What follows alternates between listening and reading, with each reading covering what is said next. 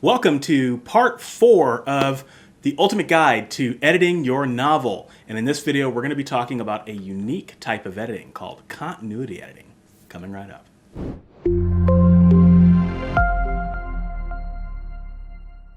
What's up, guys? Michael Laurent here with Author Level Up, helping you master the craft of writing. And I make these videos because I believe that each of you has James Patterson level talent and you just need help unlocking it.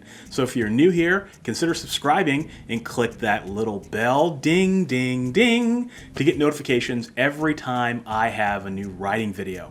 And in this writing video, we're going to talk about a type of editing that comes between beta reading and copy editing. Because when most people finish their beta reading, they just typically tend to send it off to a copy editor. And there's nothing wrong with that. That's totally fine. I've just learned over writing 50 books that there are deeper, more nuanced and nitty-gritty ways of thinking about a story. So let me tell you a tale. So I wrote a recent novel. I happened, for whatever reason, I don't remember why, I happened to be in the market for a new editor. So I was on, using my channels, trying to figure out who I was gonna get for this edit. And I narrowed it down to 2 candidates.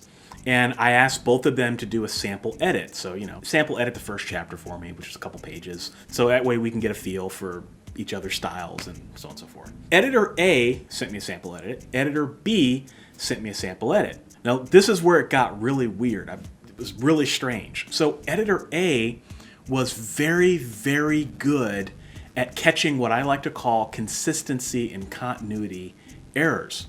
So like, for example, classic example of this would be your character's eyes are green on page 2, but they're purple on page 10. Or just like little nitpicky stuff that like most readers would miss, but the readers that catch it would lambast you in reviews. Like, characters standing up twice or things like that. Most readers would catch that, but you kind of get the sense of what I'm talking about here. And this editor, oh my goodness, they were fantastic at catching these things. And they caught things that I didn't even think about. And I had gone over this chapter, heaven knows how many times, and there were still things that I missed. And you gotta have to value someone who has a mind like that. All right. And then Editor B sent me their sample edit, which was honestly as good as a copy edit that I've ever seen and what I'm used to. So very strong spelling and grammatical expertise, typically what you think about when you think about a copy editor. And then when I started looking at this person's edits, I thought, wait a minute. This person's catching stuff that this person didn't catch, and this person's catching stuff that this person didn't catch. What's going on here?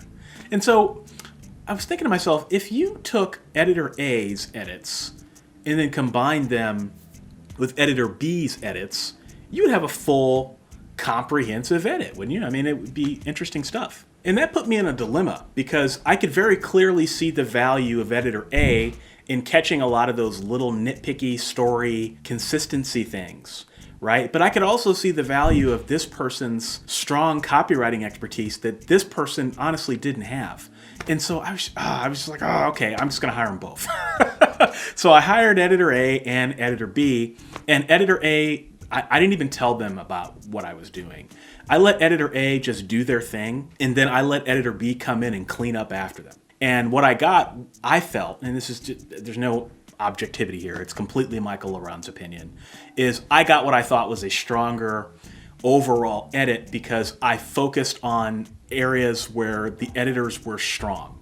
So I got what I thought was a pretty comprehensive edit that looked into 2 areas where I had never really thought of before, or at least an area that I hadn't thought of before in me being weak. And so looking at that, I kind of thought to myself, okay, there might be some value here in looking at this moving forward. So for novels moving forward, I started focusing on what I call continuity edits. So before I actually get to the copy editing, I hire a copy editor, but I hire a copy editor that's got that mind.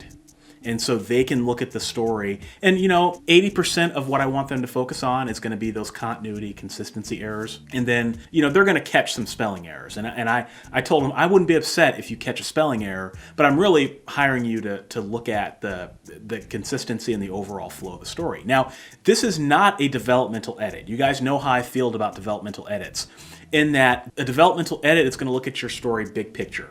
They're not necessarily going to do any line editing.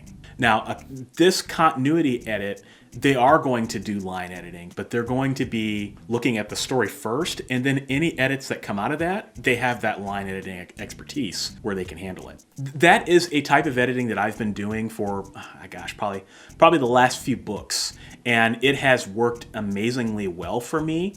And so if you have not thought about editing in terms of that continuity and consistency piece, maybe think about it, because you might be surprised at what that type of editor can catch for you. And next up in our tour of the ultimate guide to editing, we're going to talk about copy editors and beta readers.